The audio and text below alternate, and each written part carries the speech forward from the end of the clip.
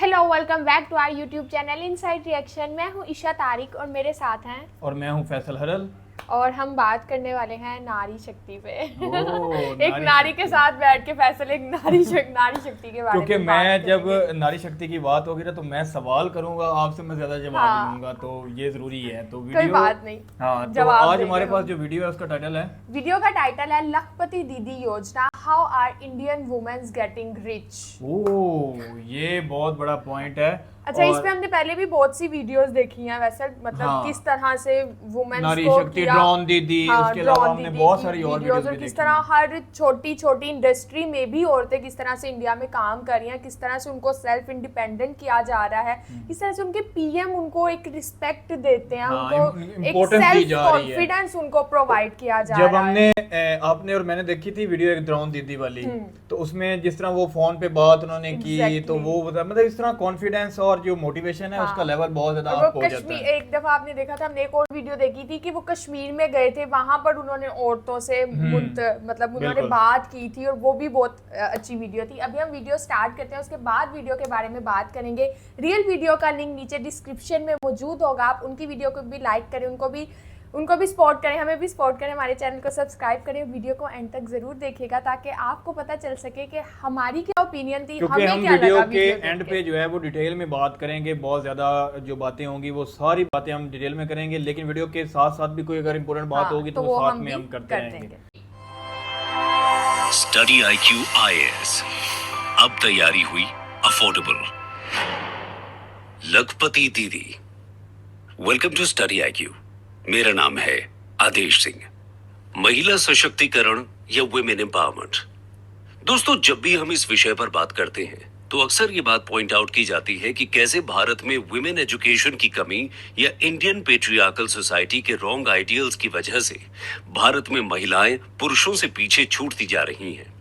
अब हो सकता है कि इस बारे में अब तक आप ये बात मान चुके हों कि यह स्थिति कभी नहीं बदलेगी, मगर मूडीज की रीसेंट रिपोर्ट के अनुसार कोविड के बाद पोस्ट पैंडेमिक पीरियड में भारत में पुरुष और महिला के बीच का ये जेंडर गैप दुनिया में सबसे ज्यादा तेजी से कम हो रहा है।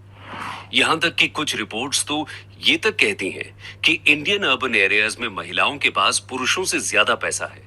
पर अब आप सोच रहे होंगे कि भाई, अर्बन एरियाज की बात अलग है, वहां एजुकेशन और एम्प्लॉयमेंट अपॉर्चुनिटीज के बीच हो सकता है कि महिलाओं के सोशो इकोनॉमिक स्टेटस में सुधार आया हो, मगर भारत की 2/3 पॉपुलेशन तो रूरल एरियाज में रहती है। उसका क्या? अब यदि आप मिनिस्ट्री ऑफ रूरल डेवलपमेंट के डेटा को देखें तो उसके अनुसार आज भारत में 1 करोड़ से ज्यादा लखपति दीदी मौजूद है, जिनमें आंध्र प्रदेश, बिहार और वेस्ट बंगाल में तो 10 लाख से भी ज्यादा लखपति दीदी हैं। अब आप पूछेंगे कि भाई, ये लखपति दीदी कौन है? तो हम आपको बता दें कि लखपति दीदी यानी रूरल एरियाज में रहने वाली वो महिलाएं जिन्हें वुमेन सेल्फ हेल्प ग्रुप्स की मदद से एम्पावर करके कम से कम 1 लाख सालाना की सस्टेनेबल इनकम को इंश्योर किया जा रहा है। और बीते साल में देश में तेजी से बढ़ती लखपति दीदियों की संख्या को देखकर हाल ही में केंद्र सरकार ने अपने लक्ष्य को रिवाइज करके 2 करोड़ से बढ़ाकर देश भर में 3 करोड़ लखपति दीदी बनाने का फैसला किया है। ऐसे में हम देख सकते हैं कि भारत में वुमेन एम्पावरमेंट की एक नई कहानी लिखी जा रही है। तो चलिए हम भी इस कहानी को शुरू से समझते हैं और साथ ही ये भी समझने की कोशिश करते हैं कि अगर भारत को सच में अपनी महिलाओं का सशक्तिकरण करना है तो हमें क्या करना होगा। लेकिन आज का हमारा ये डिस्कशन शुरू करने से पहले हम आपको ये बता दें कि ये टॉपिक आपके यूपीएससी मेंस जीएस पेपर 1 के सोसाइटी और जीएस पेपर 3 के इकोनॉमी से रिलेटेड सेक्शन के पर्सपेक्टिव से भी इंपॉर्टेंट है। How women in India are getting richer. दोस्तों, सिटी इंडेक्स की रीसेंट रिपोर्ट के अनुसार आज भारत में दुनिया की 5th highest number of women billionaires हैं। यही नहीं, देश की रिचेस्ट वुमेन सावित्री जिंदल ने भी 2023 के साल में दुनिया के सबसे अमीर लोगों की लिस्ट में शुमार मुकेश अंबानी से डबल वेल्थ जनरेट की। मगर अब आप शायद कहेंगे कि भाई, ये तो हम देश के एक पर्टिकुलर अल्ट्रा रिच सेक्शन की ही बात कर रहे हैं। लेकिन यदि हम स्टैट्स पर गौर करें तो हम पाएंगे कि देश में महिलाओं का राइजिंग फाइनेंशियल स्टेटस केवल किसी एक खास तबके तक सीमित नहीं है, बल्कि यदि हमें जुलाई 2023 में एसबीआई के इकोनॉमिक रिसर्च डिपार्टमेंट द्वारा पब्लिश्ड रिपोर्ट पर नजर डालें तो हम पाएंगे कि देश के बैंकों में पर कैपिटा वुमेन डिपॉजिट्स यानी भारतीय महिलाओं के बैंक खातों में जमा औसत धनराशि बीते 5 सालों में 4.6 थाउजेंड से भी ज्यादा बढ़ी है। और ये राइज रूरल और सेमी अर्बन एरिया से लेकर अर्बन और मेट्रोपॉलिटन सिटीज तक समान रूप से देखने को मिलता है। यही नहीं, देश के 9 राज्य गोवा, कर्नाटक, हरियाणा, केरल, उत्तराखंड, गुजरात, हिमाचल प्रदेश, पंजाब और महाराष्ट्र में तो ये आंकड़े 10,000 से भी ज्यादा हैं। इसी कड़ी में मार्सेलस इन्वेस्टमेंट्स द्वारा रिलीज्ड एक रिपोर्ट ये फैक्ट एस्टैब्लिश करती है कि आज देश के अर्बन एरियाज में रहने वाली महिलाओं के बैंक अकाउंट्स में पुरुषों के मुकाबले ज्यादा डिपॉजिट्स हैं। लेकिन भारत में महिलाओं की बेहतर होती आर्थिक स्थिति केवल उनके बैंक अकाउंट डिटेल से ही नहीं, बल्कि सोसाइटी में इन जनरल बेहतर होते सोशो इकोनॉमिक पैरामीटर्स से भी देखी जा सकती है। यही कारण है कि यदि हम जमीनी स्तर की बात करें तो भी नेशनल फैमिली हेल्थ सर्वे 5 की रिपोर्ट ये बात सिद्ध करती है कि भारत में महिलाओं की फाइनेंशियल और सोशल ऑटोनॉमी में लगातार बढ़ोतरी हो रही है, जहां वुमेन एम्पावरमेंट और वुमेन हेल्थ के स्टेटस में सुधार हो रहा है। और ऐसा हो भी क्यों ना, आज ऐसा कोई क्षेत्र नहीं जहां भारतीय महिलाएं अपना दबदबा साबित न कर रही हों। उदाहरण के लिए अक्टूबर 2023 में रिलीज्ड एक रिपोर्ट से हमें यह पता चलता है कि बीते 5 सालों में वुमेन लेड स्टार्टअप्स की संख्या 18% बढ़ी है। यही नहीं, इस बीच वुमेन लेड यूनिकॉर्न स्टार्टअप्स की संख्या भी 8% से बढ़कर 17% हो गई है। यहां हम आपको याद दिला दें कि यूनिकॉर्न स्टार्टअप्स उन स्टार्टअप कंपनीज को कहा जाता है जिनकी वैल्यू $1 बिलियन से ज्यादा होती है।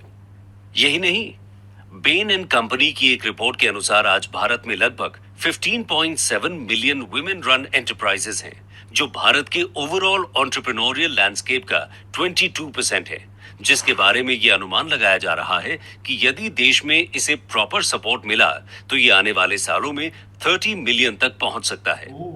इसी तरह यदि हम देश में सीएज यानी चार्टर्ड अकाउंटेंट्स की संख्या पर गौर करें तो जहां 2000 में देश में सीएज में से केवल 8% ही महिलाएं थीं, वहीं आज ये प्रोपोर्शन बढ़कर 30% हो चुका है। आज स्टेम यानी साइंस, टेक्नोलॉजी, इंजीनियरिंग और मैथमेटिक्स के फील्ड में भारत सबसे ज्यादा वुमेन ग्रेजुएट्स प्रोड्यूस कर रहा है, जहां इस फील्ड में महिलाओं का प्रोपोर्शन 43% है, जिसमें भारतीय महिलाओं का योगदान मार्स ऑर्बिटर मिशन, चंद्रयान इत्यादि जैसे क्रूशल मिशंस में साफ देखा जा सकता है। इसी तरह हाल ही में इंडियन वुमेन्स क्रिकेट के क्षेत्र में ऐसा कीर्तिमान रचा गया जो इससे पहले कभी मेंस क्रिकेट में देखने को नहीं मिला।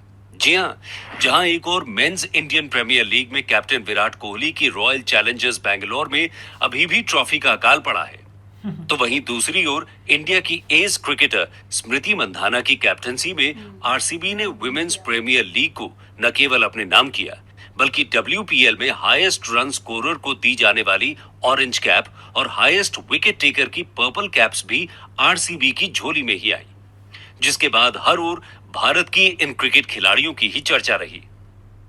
यहां हम आपको बता दें कि बीते साल भी WPL 2023 ने व्यूअरशिप के मामले में वुमेन्स इवेंट्स के सारे प्रीवियस रिकॉर्ड्स को तोड़ दिया था।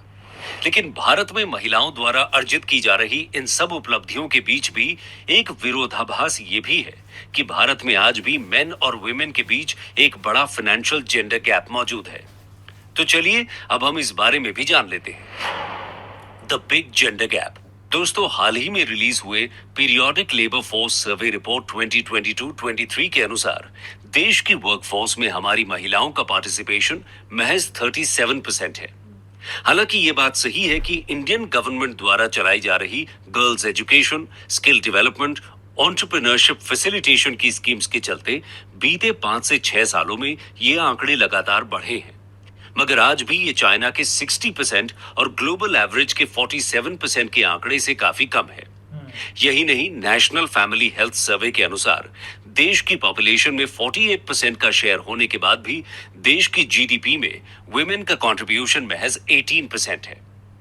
यही कारण है कि अगर हम वर्ल्ड इकोनॉमिक फोरम द्वारा रिलीज्ड 2023 के जेंडर गैप इंडेक्स को उठाकर देखें तो भारत जेंडर पैरिटी के मामले में दुनिया में 127वें पायदान पर खड़ा नजर आता है, जिसमें भले ही भारत ने 2022 के अपने 135th रैंक से बेटर परफॉर्म किया हो, मगर आज भी हम अपने पड़ोसी 59th रैंक पर खड़े बांग्लादेश, 103 पर खड़े भूटान, 107 पर खड़े चाइना, 115 पर खड़े श्रीलंका, 116th रैंक पर मौजूद नेपाल से कहीं पीछे हैं। यानी कुल मिलाकर भारत के पड़ोसियों में इस इंडेक्स के आखिरी रैंक पर खड़ा अफगानिस्तान और 142 रैंक के साथ पाकिस्तान ही है जो भारत से पीछे है।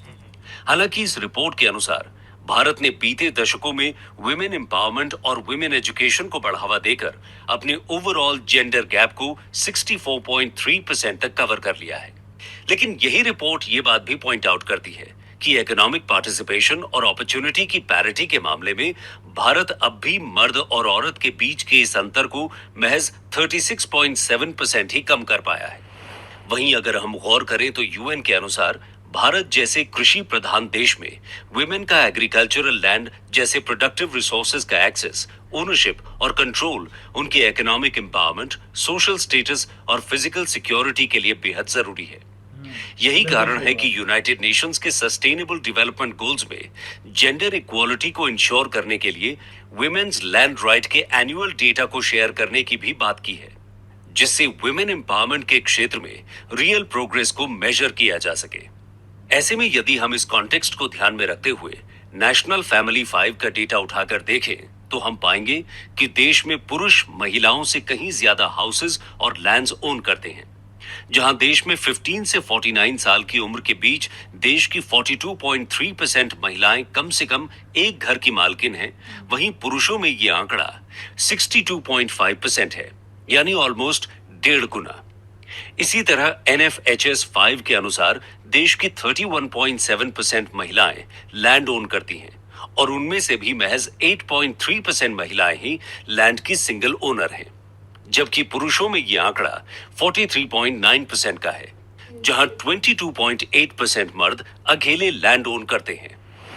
जबकि अगर हम 2015-16 के एग्रीकल्चरल सेंसस के डेटा पर नजर डालें तो हम पाएंगे कि देश में वुमेन का एवरेज लैंड होल्डिंग साइज भी पुरुषों के कंपैरिजन में काफी कम है। इसी तरह NFHS 5 के अनुसार 15 से 49 साल के बीच केवल 13% महिलाएं ही सिंगल ओनरशिप में हाउस ओन करती हैं, जबकि इस एज ब्रैकेट में भारत की केवल 29% महिलाएं हाउस को जॉइंटली ओन करती हैं। देश में पुरुष और महिला के बीच का यह अंतर हमें मोबाइल फोन और बैंक अकाउंट्स के ओनरशिप के साथ साथ इंटरनेट के इस्तेमाल में भी देखने को मिलता है, जहां इन तीनों में ही महिलाएं पुरुषों से पीछे हैं, जो रिसोर्सेज के मामले में इन दोनों के बीच के जेंडर डिफरेंस को क्लियरली डिपिक्ट करता है। वहीं अगर हम एग्रीकल्चर या दूसरे प्राइमरी सेक्टर से निकलकर सर्विस सेक्टर की बात करें तो ये बात सही है कि आज भारत में महिलाएं न केवल मर्दों से कंधा मिलाकर चल रही हैं, बल्कि मर्दों से ज्यादा अर्न भी कर रही हैं। जी हाँ, हाल ही में coding ed tech platform coding ninjas द्वारा रिलीज्ड एक रिपोर्ट से हमें यह पता चलता है कि भारत में टेक सेक्टर में महिलाएं ऑन एन एवरेज पुरुषों से 7% ज्यादा एवरेज पैकेज ग्रैब कर रही हैं। मगर यही रिपोर्ट इस फैक्ट को भी स्टैब्लिश करती है कि इसके बाद भी टेक्नोलॉजी सेक्टर में हाईएस्ट कॉम्पेंसेशन पैकेजेस मर्दों को ही मिलता है। जहां मेन में हाईएस्ट रिपोर्टेड सैलरी 1 करोड़ रुपए बताई जाती है, तो वहीं महिलाओं में ये आंकड़ा इसके आधे से भी कम 48 लाख ही है। यही नहीं, CFA इंस्टीट्यूट सर्वे द्वारा रिलीज रिपोर्ट ये बताती है कि जेंडर बेस्ड डिस्क्रिमिनेशन और ग्लास सीलिंग की वजह से एक महिला अपने करियर ग्राफ में जैसे जैसे ऊपर जाती है, वैसे वैसे उसके और सेम पोजीशन में बैठे उसके मेल काउंटर पार्ट्स के बीच पे गैप बढ़ता जाता है। यहां तक कि पीरियोडिक लेबर फोर्स सर्वेज के डेटा के आधार पर की गई स्टडी ये बताती है कि भारत में मेन और वुमेन के बीच income gap self employed individuals के केस में सबसे ज्यादा 2.6 गुना है। हालांकि इसके पीछे एक्सपर्ट्स का ये तर्क है कि हाउस होल्ड रिस्पॉन्सिबिलिटीज की वजह से महिलाएं मर्दों के कंपैरिजन में कम नंबर ऑफ आवर्स पुट कर पाती हैं। मगर फिर भी आवली अर्निंग के बेसिस पर तैयार किए गए ग्राफ भी अलग अलग सेक्टर्स में इस वेज गैप को 1.1 से 1.82 टाइम्स के आसपास रखते हैं। दूसरी ओर यदि हम देश के एंटरप्रेन्योरशिप एनवायरनमेंट पर गौर करें तो हम पाएंगे कि जहां एक ओर हम अपने देश की महिला एंटरप्रेन्योर्स पर गर्व करते नहीं थकते, वहीं मास्टरकार्ड की 2022 की Mastercard index of women entrepreneurs Bharat को ग्लोबली 65 देशों की लिस्ट में 57th रैंक पर रखता है। इस रिपोर्ट के अनुसार देश के बिजनेस में महिलाओं का शेयर और वुमेन एंटरप्रेन्योर्स के फंडिंग पुरुषों के मुकाबले बेहद कम है। जहां एक रीसेंट रिपोर्ट के मुताबिक गवर्नमेंट स्कीम्स और प्रमोशंस के बावजूद 2021 में देश के वेंचर कैपिटल फंडिंग का महज 0.3% ही वुमेन लेड स्टार्टअप्स को दिया गया। मगर अब भारत के लिए इन आंकड़ों को बदलना बेहद जरूरी है, और ऐसा इसलिए है क्योंकि यदि हमें अपने डेमोग्राफिक डिविडेंड का फायदा उठाना है या अपने लिए एक बेहतर कल का निर्माण करना है, तो हमें अपनी आधी आबादी को आगे लाना होगा। जहां मैकेंजी ग्लोबल इंस्टीट्यूट द्वारा रिलीज्ड एक रिपोर्ट के अनुसार यदि भारत देश में वुमेन इक्वालिटी को प्रमोट करता है तो वो 2025 तक अपनी जीडीपी को $770 बिलियन का बूस्ट दे सकता है। इसी तरह बार्कलेज द्वारा रिलीज्ड एक रीसेंट रिपोर्ट के मुताबिक यदि भारत को 2030 तक 8% का जीडीपी ग्रोथ रेट अचीव करना है तो उसे अपनी वर्कफोर्स में ज्यादा से ज्यादा महिलाओं को शामिल करने के साथ साथ उनकी अपस्किलिंग और प्रोडक्टिविटी एनहांसमेंट को भी इंश्योर करना होगा। ऐसे में जिस तरह 2047 तक हमने अपने लिए फुली डेवलप्ड इकोनॉमी बनने का टारगेट रखा है, उसे पूरा करने के लिए हमें मर्द और औरत के रूप में अपने दोनों हाथों की बराबर जरूरत होगी, और कुछ यही काम देश की लखपति दीदियों के माध्यम से किया जा रहा है। How Lakhpati didis can fuel women empowerment in India. दोस्तों, यदि भारत को डेवलपमेंट की सीढ़ियां चढ़नी है तो उसे अपना ध्यान केवल वुमेन एम्प्लॉयमेंट को बढ़ावा देने पर केंद्रित नहीं रखना है, बल्कि उसका ध्यान रियल सेंस में वुमेन एम्पावरमेंट पर होना चाहिए, जिसका मकसद केवल वर्कफोर्स में वुमेन के पार्टिसिपेशन को इंप्रूव करने के बजाय उसके क्वालिटेटिव इंप्रूवमेंट पर होना चाहिए, जिसकी शुरुआत भारत के रूरल एरिया से होना बेहद जरूरी है। जैसा होते हुए हमें लखपति दीदी स्कीम में भी देखने को मिल रहा है, जहां वुमेन सेल्फ हेल्प ग्रुप्स की मदद से महिलाओं को हैंड ऑन स्किल ट्रेनिंग देकर एम्प्लॉयबल और फाइनेंशियल लिटरेसी देकर सही मायनों में एंटरप्रेन्योर बनाया जा रहा है। इसके जरिए वुमेन सेल्फ हेल्प ग्रुप्स को भी फाइनेंशियली और टेक्निकली सपोर्ट करके देश के रूरल एरियाज में एक सिनर्जी पैदा करने की कोशिश की जा रही है, जिससे देश के कोने कोने में महिलाओं को फाइनेंशियल असिस्टेंस, क्रेडिट सपोर्ट और स्किल एनहांसमेंट इंटरवेंशंस की मदद से उनके लाइवलीहुड को सस्टेनेबल बनाया जा सके, जिससे देश भर में फाइनेंशियल और सोशल इंक्लूजन के साथ साथ ओवरऑल कम्युनिटी और सोशल डेवलपमेंट को भी प्रमोट किया जा सके। इसी सिलसिले में हाल ही में गवर्नमेंट ने ड्रोन दीदी की भी शुरुआत की है, जहां government 15,000 women lead self help groups को एग्रीकल्चरल ड्रोन्स और उसके ऑपरेशन से रिलेटेड ट्रेनिंग प्रोवाइड करवाएगी, जिससे वो आगे जाकर रूरल एरियाज की महिलाओं को क्रॉप मॉनिटरिंग, फर्टिलाइजर स्प्रेइंग और सीड सोइंग के क्रूशल टास्क में ट्रेन करके गेनफुल एम्प्लॉयमेंट पैदा करने में सक्षम करेगा। अगर हम ब्रॉडर पर्सपेक्टिव में देखें तो इससे न केवल रूरल एरियाज में रह रही महिलाओं के फाइनेंशियल स्टेटस में बढ़ोतरी हो रही है, बल्कि इससे रूरल डेवलपमेंट और पॉवर्टी एलिविएशन का भी रास्ता साफ हो रहा है। वहीं इस काम में देश में तेजी से डेवलप होते सेल्फ हेल्प ग्रुप्स भी एक अहम भूमिका निभा रहे हैं, जहां सेल्फ हेल्प ग्रुप्स के बेहतर होते फाइनेंशियल परफॉर्मेंस को डिपिक्ट करने के लिए रूरल डेवलपमेंट मिनिस्टर ने यह बताया कि इन ग्रुप्स का एनपीए यानी नॉन परफॉर्मिंग एसेट जो 2014 में 9.58% था, वो अब गिरकर 1.8% रह गया है। और ये तब है जब मिनिस्ट्री के डेटा के अनुसार 2013-14 से लेकर अब तक सेल्फ हेल्प ग्रुप्स ने 6.96 लाख करोड़ रुपीस का बैंक क्रेडिट एक्सेस किया है, जो उनकी फाइनेंशियल अकाउंटेबिलिटी और इफेक्टिव फंड यूटिलाइजेशन को सिद्ध करता है। भारत जैसे डाइवर्स देश के लिए उसके सेल्फ हेल्प ग्रुप्स का सक्सेसफुल और इफेक्टिव होना इसलिए भी जरूरी है क्योंकि इनकी मदद से हम देश में हो रहे डेवलपमेंट के असली रिजल्ट को लास्ट माइल तक ले जा पाएंगे। यहां तक कि 2022-23 के इकोनॉमिक सर्वे ने भी ये बात मानी थी कि यदि भारत को अपनी लेबर फोर्स में वुमेन का पार्टिसिपेशन बढ़ाना है तो देश के सेल्फ हेल्प ग्रुप्स इसमें एक अहम भूमिका निभा सकते हैं। हालांकि अगर हम गौर करें तो दिल्ली, तमिलनाडु, कर्नाटका, केरला, तेलंगाना और पंजाब जैसे राज्यों में महिलाओं के लिए चलाई जा रही फ्री बस सर्विसेज भी वुमेन एम्पावरमेंट का एक सशक्त माध्यम साबित हो रही हैं, जहां ये स्कूल जाने वाली बालिकाओं से लेकर अपने घरों से दूर जाकर काम करने वाली महिलाओं तक सबकी राह आसान कर सकती हैं। साथ ही जिस तरह गवर्नमेंट द्वारा देश भर में वुमेन एंटरप्रेन्योरशिप को प्रमोट करने के लिए वुमेन एंटरप्रेन्योरशिप प्लेटफॉर्म, महिला उद्यमी योजना, trade, stand up India scheme, महिला कॉयर योजना, उद्यम शक्ति पोर्टल इत्यादि इत्यादि चलाई जा रही हैं। हो सकता है आने वाले समय में इन्हीं में से कुछ लखपति दीदियां सक्सेसफुल एंटरप्रेन्योर्स बनकर करोड़पति दीदियों में तब्दील हो जाएं और खुद अपने आप में ऐसे एम्प्लॉयमेंट जनरेटर बने जो देश की अन्य महिलाओं को भी सशक्त बनने का माध्यम बने। कंक्लूजन।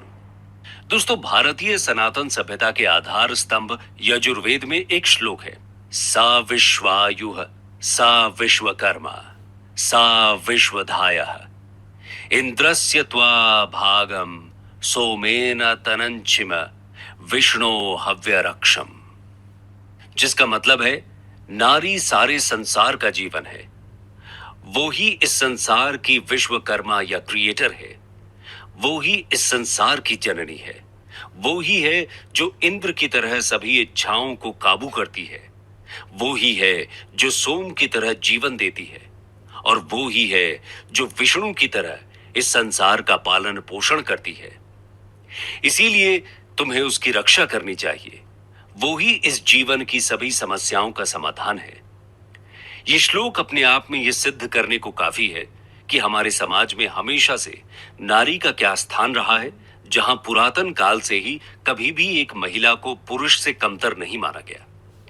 लेकिन इसे हम काल चक्र की विडंबना या डाइकोटमी ही कहेंगे कि ऐसी सभ्यता में भी समय का ऐसा घुन लगा कि हमने अपनी नारियों को खुद ही पीछे धकेल दिया। मगर अब समय आ गया है कि हम अपनी ये गलती सुधारें और एक ऐसे भारत का निर्माण करें जिसे हर मायने में विश्व गुरु कहा जा सके, जहां की बेटियां, बहनें और माएं इतनी सक्षम हो कि वो खुद आगे बढ़कर हमारे समाज और हमारे देश को प्रगति की एक नई दिशा दे सके। दोस्तों, इस बारे में आपके क्या विचार हैं? हमें कमेंट सेक्शन में जरूर बताइएगा। इसी के साथ अपने वीडियो डिस्कशन को हम यहीं समाप्त करते हैं। जी ईशा, कैसी लगी वीडियो? अच्छा, मैं वही देख रही थी। अब हम देखते हैं कि वुमेन एम्पावरमेंट कितनी बढ़ गई है, लेकिन वैसे अभी देखा जाए तो अभी भी काफी जगहों पे गैप है। हाँ। बहुत जगहों पे बहुत ह्यूज गैप है।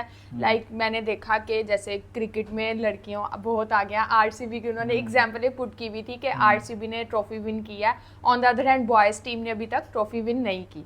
तो वो मैंने देखा। सीए में मुझे वो बड़ी चीज़ अच्छी लगी कि चार्टेड अकाउंटेंट्स किस तरह से लड़कियां बढ़ रही हैं, किस तरह से हर साल एक यूनिवर्सिटी से ग्रेजुएशन कर रही हैं लड़कियां। पहले ऐसा नहीं था लेकिन अब है, लेकिन फिर भी एक गैप नज़र आ रहा है। हाँ, उसी वीडियो में बात की उन्होंने कि बहुत बेहतरी कर ली गई है, बहुत ज़्यादा इम्प्रूवमेंट कर ली गई है, बहुत ज़्यादा जो है लखपति दीदीज बना गई हैं। हाँ। लेकिन मज़ीद आगे और बनाने की ज़रूरत है, मज़ीद आगे और चीज़ों को करने की ज़रूरत है। मैं इस बात से बिल्कुल एग्री करता हूँ कि जितना इस सोसाइटी में मर्द इम्पोर्टेंट है उतनी ही औरत इम्पोर्टेंट है, और दोनों को मिल के किसी भी फील्ड है उसमें हर तरह जितनी भी फील्ड्स हैं उसमें औरत और मर्द मिल के काम करें तो वो फील्ड जो है वो उसमें ग्रोथ कर सकते हैं। मतलब दोनों की एक अपनी अपनी पावर होती है, एक अपना अपना आइडियाज होते हैं। तो बहुत इम्पोर्टेंट माइंडसेट सबका चेंज होता है। अब मैं देख रही थी कि एक जगह बता रहा था कि जो लड़के हैं उनकी एवरेज जो सैलरी है वो 1 करोड़ तक भी है, 1 करोड़ भी वो कमा रहे हैं। लेकिन ऑन द अदर हैंड औरतें हैं वो सिर्फ अभी 48 लाख तक हैं। तो उसकी वजह भी उसने बताई कि ऐसा कहा जाता है कि शायद औरतें कम टाइम दे पाती हैं क्योंकि उन्होंने अपने घर को भी साथ लेके मैनेज करना होता है, सारे हाउस होल्ड वर्क्स को भी मैनेज करना होता है। लेकिन मुझे ऐसा लगता है कि ऐसा नहीं है। मतलब आप देखें फैसल, बहुत सी जगहों पे ऐसा होता है औरतों को इन्वायरमेंट का इशू हो जाता है, वो छोड़ देती हैं, किसी को नहीं पसंद आता, वो मुझे ऐसे देख रहे हैं, या इस वजह से भी वो स्किप कर देती हैं। अगर उनको इन्वायरमेंट काफ़ी स्टेबल दिया जाए, अच्छा इन्वायरमेंट प्रोवाइड करे, तो मुझे लगता है और आगे ये बेहतरी आ सकती है। मतलब कि जो वुमेन एम्पावरमेंट है वो मजीद और बढ़ सकती है। हाँ, जैसे वो कह रहे थे कि अभी जरूरत भी और बढ़ भी सकती है। और जो है वो लोगों को उसकी चीज का नॉलेज भी देना बड़ा जरूरी है। बहुत सारे ऐसे लोग होते हैं जो कि पढ़ने नहीं देते, स्कूल नहीं निकलने देते। मतलब ओवरऑल अगर जनरल बात की जाए तो बहुत सारे ऐसे लोग होते हैं जो पढ़ाई की तरफ, स्टडी की तरफ जो है वो बच्चियों को नहीं भेजते।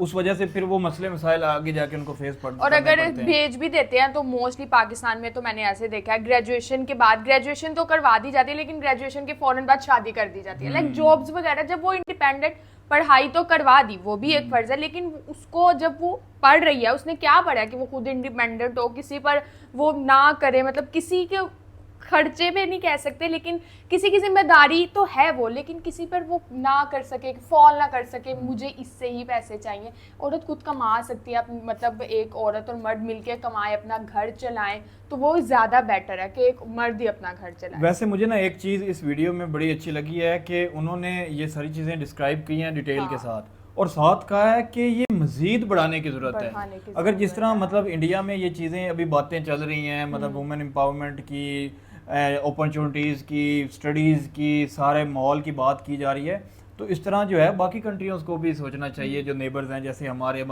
हमारा कंट्री है, तो हमारे कंट्री में भी बहुत ज़्यादा जगह पे अपॉर्चुनिटीज़ हैं, बहुत इंडिया सारी जगह में अभी हैं। आगे है, और पाकिस्तान और अफगानिस्तान इनसे भी, इंडिया से भी पीछे है। मतलब इंडिया से भी आगे काफी कंट्रीज है, और बांग्लादेश की बात करें, बांग्लादेश जो है वो आगे था, नेपाल, भूटान की बात करें वो भी आगे था। सबसे आगे मैं वो रिपोर्ट में देख रही थी, सबसे आगे यूनाइटेड स्टेट्स था। हाँ, तो इसलिए जिस तरह इस वीडियो में बताया गया है कि वुमेन एम्पावरमेंट कितनी ज़रूरी है, लखपति दीदी या मतलब, तो एक इसका मतलब ये है कि एक पढ़ी लिखी जो है वुमेन है, उससे कितने लोगों का फ़ायदा हो सकता है, उसके जो आने वाली जनरेशन है, मतलब उसके बच्चे हैं, वो उनको खुद स्टडी करवा सकती है। तो अगर वो निकलती है काम के लिए, जॉब में निकलती है, और उधर से जो है वो मैन काम के लिए निकलता है, तो दोनों अगर कमा कर लाते हैं तो घर के ज़रा हालात और हो सकते हैं।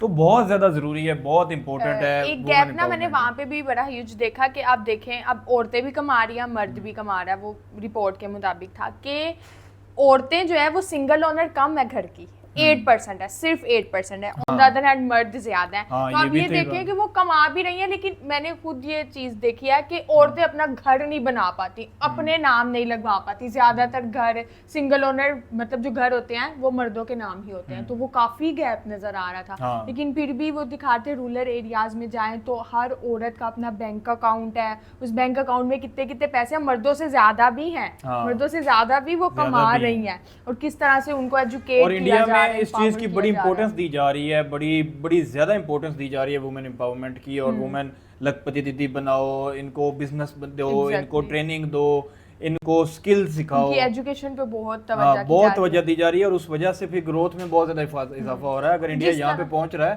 तो उसमें उनकी ये भी चीज एक मैटर करती है कि वो अपनी वुमेन को बहुत एम्पावर कर रहे हैं, आगे और आ जाएंगे, आगे मजीद आगे बढ़ने की कोशिश, जो रह गए हैं उन तक भी अपॉर्चुनिटीज और स्किल्स पहुंचाई जाएं। तो ये बड़ी इंपॉर्टेंट थी वीडियो में, काफी जो है वो इम्पोर्टेंट बातें, काफी इंफॉर्मेटिव वीडियो थी, मतलब पढ़ने वाली, मैथमेटिकल थी, काफी चीजें रिपोर्ट्स के साथ, फिगर्स के साथ बताई गई थी। बाकी आप बताएं आपको वीडियो कैसी लगी, हमारा रिएक्शन कैसा लगा, हमारी ओपिनियन कैसी लगी। वीडियो को लाइक करें, चैनल को सब्सक्राइब करें। मिलते हैं नेक्स्ट वीडियो में, टेक केयर।